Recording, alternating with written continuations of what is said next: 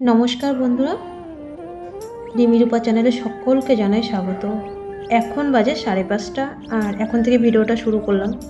কেউ ওঠেনি, আমি উঠে গেলাম। আজকে তো সোমবার, আজকে তো ওপিডি নেই, তাহলে কেন উঠে গেলাম? আজকে জানো তো বন্ধুরা, আজকে আমাদের মেদিনীপুর খড়গপুরের থেকে আমার এক বোন আসছে, বোনই বলতে পারো। ওর সাথে আমার 8 মাস হয়ে গেছে পরিচয়। ওর মেয়েও থ্যালাসেমিয়া, আর ওরা বিএমটির জন্য প্রস্তুতি নিয়েছে, ওরা আসছে। আর আমার তো যেতেই হবে, আমি যেই দায়িত্ব নিয়েছি। দেখো রিমি দৌড়াতে দৌড়াতে আসছে, ও উঠে গেছে। আর এদিকে রান্না করেছিলাম ভেন্ডি ভাজা আর ডিম ভাজা, এই আর কিছু রান্না করিনি, এত তাড়াতাড়ি না। আর রিমি কিন্তু আজকে আনন্দ সহিত উঠে গেছে। শুভ সকাল সবাইকে। এখন 7:30 বাজে। রিমির বাপি গেছে দুধ আনতে। আমি এখনও চা খাইনি, সেই যে 5:30টায় উঠেছি, রান্না বসিয়েছি, এখনও চাটা খাওয়া হয়নি। ও দুধ আনতে গেছে, যদি হয় তা চা করব, না হলে 8টায় তো পুরো রাইট 8টায় বাস ছাড়ে, 7টা 7:30 বেজে গেছে, আস্তে আস্তে 10-15 মিনিট লাগবে। তারপরে ঘরটা শুধু ঝাড় দেবো, হয়ে গেছে সব গোছানো কমপ্লিট। রান্নাবান্না খাওয়া মানে খাওয়া না, রিমির খাবার দাবার সবই তো দেখলে গোছানো। আর রিমি আজকে মানে যে আসছে তাকে অনেক দিন ধরে দেখার তার খুব ইচ্ছা। 7-8 মাস ধরে তার সাথে আমার পরিচয়। সেও থ্যালাসেমিয়া বাচ্চা, যার জন্য কালকে গিফটটা আনলাম। তাকে দেখার জন্য রিমি খুব ব্যস্ত। রিমিও 5:30-6টার সময় উঠে গেছে, 5:45-6টার মধ্যে ও উঠে গেছে আজকে খুব তাড়াতাড়ি। তোর বাপি বলছে কালকের থেকে যদি তুই এরকম টাইমে না উঠিস, কালকে তো অবশ্য আবার কালকে ওর ওপিডি আছে, কালকেও তাড়াতাড়ি উঠে যাবে। বলছে রোজ যদি তুই 5:30টার সময় না উঠিস, আজকে যেরকম উঠেছিস, তারপরে বুঝবি ওর বাবা মজা করছে। আর চলো, কে এসছে আমাদের কলকাতার মেদিনীপুরের থেকে, কে এসছে বিএমটি করার জন্য আমার ভিডিওর মাধ্যমে, যেতে থাকি, যেতে যেতে সবটাই তোমাদের সাথে বলছি। বন্ধুরা, রিমি কিন্তু সারা রাত ঘুমায়নি, কারণ বোন আসবে। ওর তো ভাই বোন নিজের বলতে নেই, ও কিন্তু যে আসছে অবশ্যই দেখতে পারবে। ও খুব ভালোবাসে তাকে। আজকে 8 মাস ধরে ওয়েট করছিল ওকে দেখার জন্যে। আর সেই দিনটা যখন এসছে, রাত্রিবেলা ঠিক করে ঘুম হয়নি, আমার সাথে সাথে ও উঠে গেছে। ওর বাপি বেশ মজা করে বলছে, তুই কিন্তু প্রত্যেক দিন 5:30টায় উঠবি এবার থেকে তোর মায়ের সাথে। তা আমরা তো বেরিয়ে গেলাম। আর 8টা আমি ওকে বললাম যে তুই ইয়েতে দাঁড়া, বাসের সামনে দাঁড়া, আমরা আসছি। তো ওদের আসতে লেট হয়ে গেল, আর আমরাই আগে এসেছিলাম, আমরা 2-3 মিনিট মতন দাঁড়িয়েছিলাম। আর ওরা বললো আমরা আসছি দিদি, একটু দাঁড়াও। তা যাই হোক, একটু আমরা 2 মিনিট ওয়েট করছিলাম ওদের জন্য। আর আজকে দেখো সোমবার, তোমরা তো জানো ক্যান্সার পেশেন্টদের ওপিডি থাকে, পুরনো সিএমসি, আরও যে ডিপার্টমেন্টগুলো আছে 4-5টা। আর এদিকে দেখো আমরা লাইন দিয়ে দাঁড়িয়ে পড়লাম। তোমরা তো জানো বিএমটি পেশেন্টদের লাইন দিয়ে দাঁড়াতে হয় না, বাসে উঠে যেতে হয়। কিন্তু যেহেতু ওরা ছিল, এখনও তোমাদেরকে ওদের ভিডিওতে দেখায়নি, যেহেতু ওরা ছিল, ওদের সাথে আমাদের লাইন দিয়ে দাঁড়াতেই হবে। আমরা আগে গিয়ে কি করব, এই যে যার জন্য ওয়েট করছিলাম, আমাদের আয়ুষী সোনা, ওর নাম হচ্ছে ওয়সী। যাই হোক, আমি ওয়সী বলতে পারি না, আমি ওকে আয়ুষী বলে ডাকি। আমাদের সেই আয়ুষী ছোট্ট মা চলে এসছে। আর তোমরা মোটামুটি ওদেরকে অনেকেই চেনো। আর ওরাও বিএমটির জন্য প্রস্তুতি নিচ্ছে, ওরা চলে এসছে। ওদের সাথে আমার যখন এপিবি ব্লগ প্রিয়া বোন, ওর ভিডিওতে যখন আমি কমেন্ট করি, তখন থেকে ওর সাথে আমার পরিচয়। আজকে 8-9 মাস ধরে ওর সাথে আমার পরিচয়। আমরা ইউটিউবে আসার আগেই ওদের সাথে আমাদের পরিচয়। তা যাই হোক, বেশ ওয়েট করছিলাম। আর দেখো কি মিষ্টি মুখটা। আর ও হচ্ছে মানে প্রথমে একটু লজ্জা লজ্জা পাচ্ছে, আমি ওর সাথে খুব মজা করছিলাম যে লজ্জা পাচ্ছ তুমি? বলছে না না। ও মা, মেয়ে দেখি একটুখানিকের মধ্যেই মেয়ে একদম দিদির সাথে দেখো কি ভাব জমে গেছে বনে বনে। আর এখানে আমরা এই দেখো আস্তে আস্তে অ্যানা ম্যামের সাথে দেখা হয়ে গেছে, মনের ডাক্তার। তোমরা তো ম্যামকে দেখেছো, ম্যামকে বলেছিল যে আমাদের কলকাতা ওয়েস্ট বেঙ্গল থেকে লোক আসছে। তা আমরা ঢোকার সঙ্গে সঙ্গে এই ম্যামের সাথে দেখা হলো, ম্যাম দেখে চলে গেল। আর আমরা হচ্ছে এদিকে আমরা ভিতরে চলে গেলাম। আর রিমির বাপি আর আয়ুষীর বাবা নিচে কাগজের যে এন্ট্রি করতে, ওটা এন্ট্রি করাচ্ছিল। আর রিমি যে কালকে আমরা যে গিফটটা এনেছিলাম ওর জন্য, আয়ুষীর জন্যে, সেই গিফটটা দেখো। এই দেখো, তোমরা তো কালকে গিফটটা দেখো নি, কালকে দেখায়নি, ওর জন্মদিন ছিল কয়েকদিন আগে। তা আমার তো সেরকম সামর্থ্য নেই, তোমরা জানোই রিমির এখন অনেক বড় একটা ট্রিটমেন্ট হয়েছে প্লাস হচ্ছে, আরও সামনে আরও ট্রিটমেন্ট রয়েছে। আর আমরা 7 মাস হয়ে গেল এখানে আছি। তা ওর জন্য কালকে এই ব্যাগটা এনেছিলাম। ও তো 3 বছর পূর্ণ হলো, 4-এ পড়লো, 3 বছর ওকে কি দেব, তা ওকে এই ব্যাগটা দিয়েছি। আর দেখবা সারাদিন ও ব্যাগটা নিয়ে কি করেছে, ওর না খুব পছন্দ হয়েছে।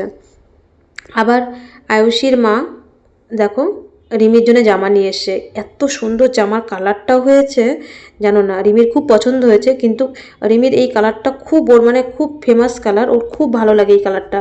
কিন্তু দুঃখের বিষয় একটু গেঞ্জিটা একটু বড় হয়ে গেছে, আমি বাড়ি গিয়ে ভালো করে দর্জি দিয়ে সেলাই করে নেব। কিন্তু জিনিসটা এত সুন্দর, কাপড়টা এত নরম সফট হয়েছে, খুব সুন্দর হয়েছে গেঞ্জিটা, একটুখানি বড়, যাই হোক বুঝতে পারিনি, এর জন্যই আমি জামা প্যান্ট কিনিনি আয়ুষীর জন্যে, যে বড় হবে না ছোট হবে। আর মেয়ে দেখো এইদিকে কি দুষ্টুমি করছে, এইদিকে ওর হচ্ছে হাইট ওয়েট যেটা চেক করে তোমরা তো জানোই, ওর মা বাবা আগে জুনিয়র ডাক্তারের কাছে বলতে হয় যে ওর যে পুনে ট্রিটমেন্ট হতো, কি কি ট্রিটমেন্ট ওষুধ খেত ওর মা বাবা ভিতরে। আর এইদিকে রিমি আর 2 বোন ঘুরছে, আর ওর মানে ওরা 2 বোন ফোন দেখছে, আমি ফোনটা চালিয়ে দিলাম, কারণ খুব জানো না এত দুষ্টু। আর মুখটা দেখো কত মিষ্টি, আর মনে হচ্ছে কি রিমি ওর মানে এত কাছের দিদি হয়ে গেছে, মনে হচ্ছে যেন ওর একদম মায়ের পেটের দিদি। ও যখন মার কাছে যাচ্ছে তখন দিদি দিদি করছে, আর যখন এখানে আসছে তখনও দিদি দিদি করছে। দেখো কত সুন্দর 2 বোন হচ্ছে গল্প করছে। আর আমি তো দেখো এই দেখো মেয়ে দেখো দেখো কেমন করে, তোমরা একটু দেখো, একবার এখানে যাচ্ছে একবার ওখানে যাচ্ছে, পুরো সিএমসি মানে ভিতরে এরকম করছে। ও দিদি কি আর রাখতে পারে? আমি সেই মেয়েকে নিয়ে একবার এদিক যাচ্ছি একবার ওইদিক যাচ্ছি, আর একবার কোলে নিচ্ছি, এরকম আমরা 3 জন মিলে রাখতে পারছি না। এদিকে নিচে চলে এসছি নিয়ে, কারণ রিমির একটু ওষুধ খাওয়াতে হবে, আর ওর মা বাবা ব্লাড টেস্ট করতে যাবে। ও এদিকে আমরা নিচে চলে আসলাম, ওর বাবা গেল টাকা জমা করতে, ওরা নিচে ব্লাড টেস্ট করতে গেল বলোকে, আর আমরা চলে আসলাম পেলে রুমে। কালকে তোমাদের সাথে শেয়ার করা হয়নি, পেলে রুম ম্যাডাম ফোন করেছিল আজকে এদের এখানে কিছু ফটো তুলবে, মানে কিছু সামনের কিছু অনুষ্ঠানের ব্যাপারে।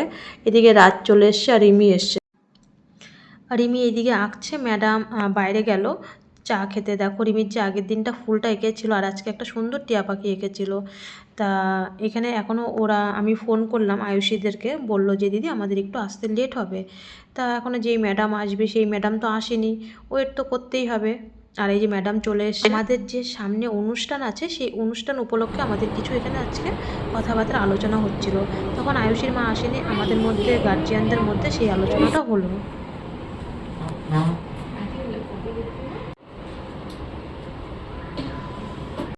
আজকে জানো তো বন্ধুরা, এই ম্যাডাম কিন্তু বলছিল যে, কারণ সৃষ্টি যেখানে ছিল সৃষ্টি বলে গেছে আমি ইউটিউব করি, আজকে ম্যাডাম বলছে তুমি খুব ভালো একটা কাজ করছো ইউটিউব করে, কারণ তুমি সবাইকে স্বচ্ছ ধারণা দিচ্ছ। প্রথম যখন প্লে রুমের ম্যাডাম আমাকে বললো না, আমি তো খুব ভয় পেয়ে গেছিলাম, বললো তুমি খুব একটা ভালো কাজ করছো, তুমি ইউটিউবের মাধ্যমে সবাইকে জানাচ্ছ। আর এদিকে রিমিদেরকে ফটো তুললো সব।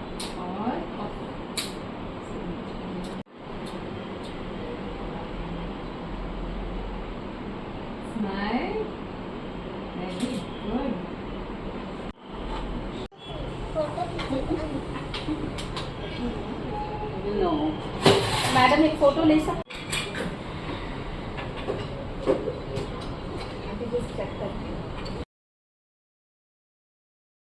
যেহেতু আমার ইউটিউবটার কথা মানে ওরা যখন জানেই, ম্যাডামরা ডাক্তাররা জানে, তখন আমি আয়ুষীকে নিয়ে আসলাম, আয়ুষীরও ফটো তুললো।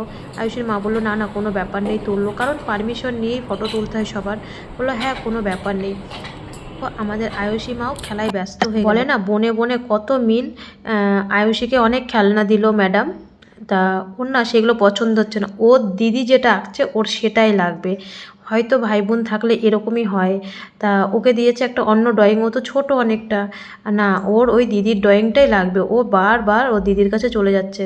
আর এদিকে ওদেরকে আমি একটু খাওয়াতে নিয়ে আসলাম, আমি যে ভেন্ডি ভাজা আর ডিম ভাজা দিয়ে ভাত নিয়ে এসেছিলাম, 2 বোন সেটা দিয়ে খেয়ে নিল। তা রিমি তো জানোই ঘরের খাবার খায়, তা আয়ুষীও তো কিছু খায়নি ওরা, কারণ ভোরবেলা এসেই নেমেছে ট্রেন থেকে, আর নামার পরেই 8টার সময় চলে এসছে ঘরে, তো সেরকমভাবে ওরা খাবারও বানাতে পারেনি। আর আমি তো রিমির জন্য নিয়ে এসেছিলাম, রিমিও খায়নি, কারণ ওর বোন খাবে তারপরে ও খাবে, 2 বোন একসাথে খাবে। রিমিও সকাল থেকে না খেয়ে রয়েছে, বোনের সাথে আজকে খাবে। তা 2 বোনকে খাইয়ে নিয়ে আমি বললাম তুই চলে যা, ওখানে তোর তো ডাক্তার দেখবে, ওখানে যা যা করতে হয়, আমি রিমিকে নিয়ে আসছি। তারপরে রিমি আবার প্লে রুমে ছিল, আমি ওকে একটু অবধি আগাতে আসলাম। লিফট অব্দি ওকে আগিয়ে দিয়ে আমি বললাম বোন তুই চলে যা, ওর মাকে বললাম, অঙ্কিতাকে বললাম তুই চলে যা, আর আমরা হচ্ছে প্লে রুমে আমি চলে আসলাম। প্লে রুমে যতটা আমাদের টাইম থাকতে ততটা টাইম, তারপর আমাদের যা মিটিং ছিল সেগুলো হয়ে যাওয়ার পরে আর এই যে রিমি আর আমি বেরিয়ে গেলাম 1টার সময়। কারণ দেখো রিমির আঁকাগুলো কীরকম হয়েছে, আর অবশ্যই পরে ঘরে গেলে আমি দেখাচ্ছি। আর এদিকে ডাক্তার এসে দেখি রিমিকে ডাক্তার ডাকছে, ওর বাপি, রিমির বাপি আর ওর বাবার নিচে গিয়েছিল চা খেতে। এদিকে আমি দেখি আয়ুষী আয়ুষী বলে ডাকছে, তাড়াতাড়ি করে রিমি নিয়ে চলে গেল। আর ওর মা ওর বাবা ওর যে ডাক্তারের অ্যাপার্টমেন্ট ওরা গল্প করছে। আর দেখো এই মেয়েকে নিয়ে আমরা 3টে মানুষ পাগল হয়ে যাচ্ছি। দেখো এই দেখো তোমরা নিজে চোখে দেখো, হুইল চেয়ার, কার জানি এখানে হুইল চেয়ার দাঁড় করানো, ও এটার মধ্যে উঠবে। রিমি কি আর পারে ওকে টানাটানি করতে? একবার রিমির বাপি টানছে ওকে নিয়ে, একবার আমি। আমাদের পুরো ওই হিমোটোলজি ডিপার্টমেন্টে আজকে যদি ওর মামার ভিডিও দেখে বা ওর ঠাম্মা ওর মামা যদি ভিডিও দেখে ওরা হাসবে, মানে আমরা হাসতে হাসতে জানো না ওকে নিয়ে আমরা পাগল হয়ে যাচ্ছি। ও আবার ভুল করে জুতো থুয়ে এসছে ডাক্তারের কাছে, আর সেই জুতো আমি ওকে সকাল থেকে যে কতবার জুতো পরালাম মানে কি বলবো, একটু পরপর জুতো খুলছে। যখন মার কাছে যাচ্ছে তখন দিদি দিদি করছে, ওর যখন জানো ব্লাড টেস্ট করেছে অনেকে দিদি দিদি দিদি ভাই করে চেঁচাচ্ছে, এরকম বসেও করেছে। আর আমাকে তো মানে মনে হচ্ছে যেন ও আমাকে কত মানে হয়তো আমার ভিডিও দেখেও আমাকে চিনেছে, কিন্তু মনে হচ্ছে যেন আমি ওর কত কালের মিমি। হ্যাঁ, ওর সাথে কী মজা করছে জানো না। আর আমারও খুব ভালো লাগছে, সেই রিমির ছোটোবেলার কথাগুলো মনে পড়ে গেল। অনেক দিন পরে ও যে এরকমভাবে নাচ করে আমি সেইগুলোই ওকে দেখাচ্ছি, ওর দিদি আর আমি। আর অনেক দিন পরে সেই রিমির ছোটোবেলার কথাগুলো মনে পড়ে গেল, যে ওকেও নিয়ে আমি তো হসপিটালে এরকমভাবে দৌড়াদৌড়ি করতাম।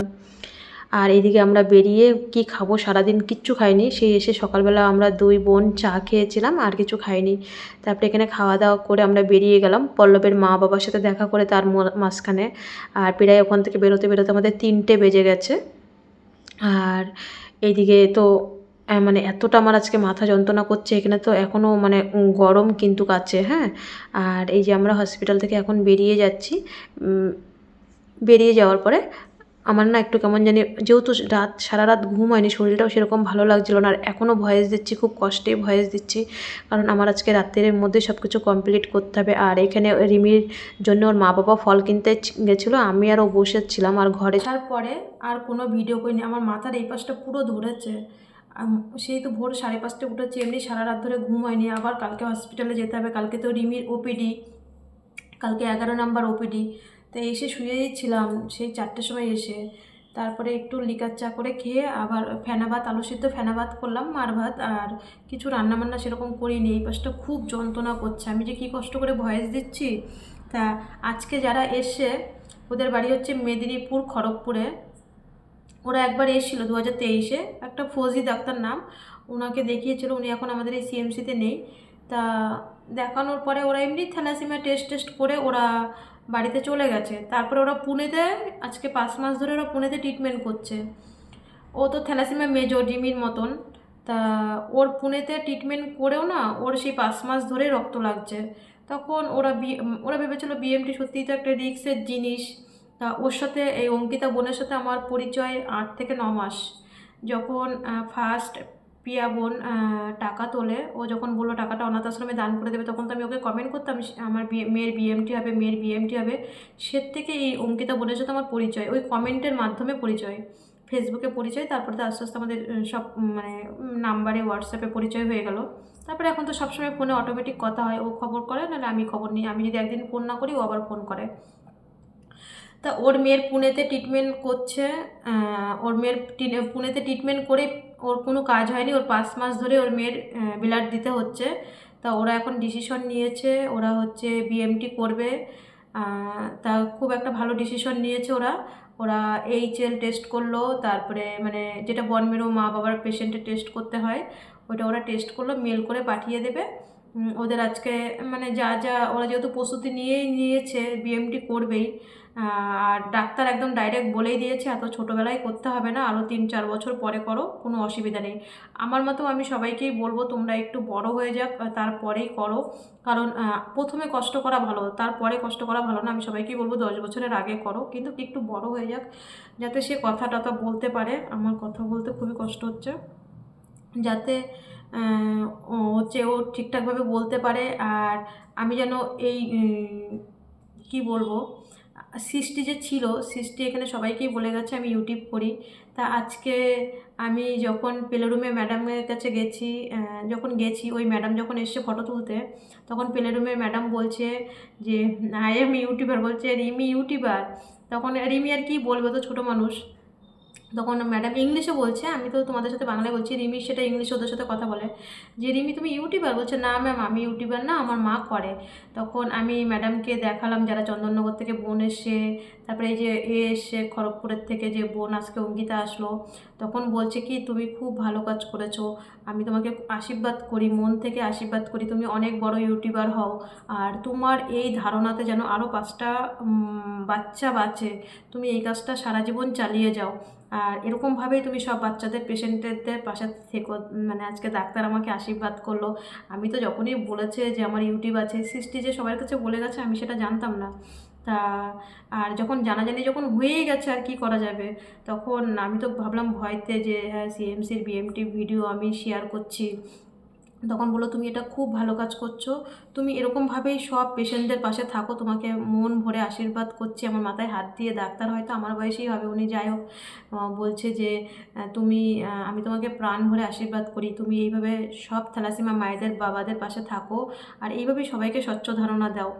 আর তোমরাও আমাকে আশীর্বাদ করো যাতে আমি যে গুরুদায়িত্ব নিয়েছি সেটা যেন আমি পালন করতে পারি। অবশ্যই আমি প্রত্যেকটা থ্যালাসেমিয়া মা বাবার সাথে, যাদের সাথে আমার দেখা হবে, আমি যতটা পারি আমি আমার সামর্থ্য মতন সাহায্য করব। সাহায্য বলতে কি, কাউকে তো আমি টাকা পয়সা দিয়ে সাহায্য করতে পারবো না, যতটা পারি সে তার টেস্ট একটু যদি রিপোর্টটা কমাতে পারি বা তার কোনো কিছুতে যদি আমি হেল্প করতে পারি, আমাকে এইটুকু তোমরাও আশীর্বাদ করো, আমি যেন এরকম থ্যালাসেমিয়া বাচ্চাদের পাশে যতটা পারি আমি আমার সাধ্য মতন থাকতে পারি। আর অঙ্কিতা দেখো রিমির জন্য খুব সুন্দর এই কালারটা, তোমাদের আমি ভয়েসে বললাম, একটুখানি বড় হয়েছে, বাড়ি গিয়ে মেরে দিলেও পরতে পারবে। তা ও একটু বড় এনেছে, ভালো হয়েছে, এখন না পুরো 1 বছর পরে হলেও পরতে পারবে। আর এগুলো হচ্ছে রিমির সবথেকে বিশেষ করে যত্নের জিনিস, ওর বিএমটির এইগুলো হচ্ছে সব গিফট, রিমির বিএমটির গিফট, ও খুব যত্ন করে রাখবে। ও বলে আমি যত বড় হব আমি তখন গিয়ে এগুলো পরবো।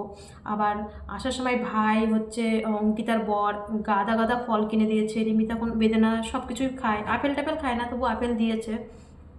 তা সত্যি ওদের মতন মানুষ, হ্যাঁ অনেকেই হয়তো ওর বরকে নিয়ে ভুল ধারণা থাকতে পারে কি কিছু, কিন্তু আজকে পরিচয় হলো ওদের সাথে, ওদের ভিডিওতে যতটা না দেখি তার দিন ডবল মানে ওরা ভালো। ওর বর তো মানে খুবই একটা ভালো মানুষ, খুব অসাধারণ মানুষ, এত নরম ঠান্ডা মানুষ, কি সুন্দর কথা। তারপরে আমাকে দিদি দিদি, ওকে দাদা, রিমিকে তো মা, মানে অঙ্কিতার বর রিমিকে মা ছাড়া ডাকে না, মা তুই এইদিকে যাস না, মা তুই ওইদিকে যাস না, মা তোর লেগে যাবে বুকে, যে চ্যানেলটা করা রয়েছে, মা তুই এদিকে যাস না, মা তুই ওইদিকে যাবে না, মা ছাড়া মুখে কোনো কথা নেই। আর অঙ্কিতার মেয়েও আমাদের সাথে খুব তাড়াতাড়ি মিশে গেছে।